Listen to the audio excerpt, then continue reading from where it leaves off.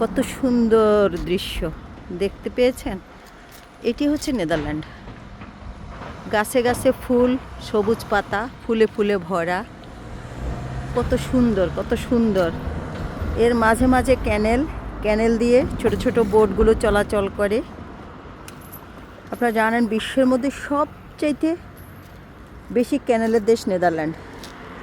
যেই দেশে নামই নেদারল্যান্ড মানে নিম্নভূমি, প্রচুর ক্যানেল। আর এই ক্যানেল থেকে দেশটাকে রক্ষা করার জন্য প্রচুর মানে পানি থেকে দেশটাকে রক্ষা করার জন্য এই দেশের সরকার প্রচুর টাকা পয়সা খরচ করে দেশটা উন্নয়ন করেছে।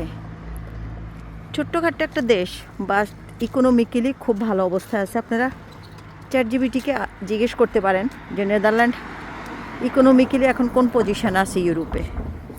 খুবই ভালো অবস্থা আছে, খুবই খুবই খুবই।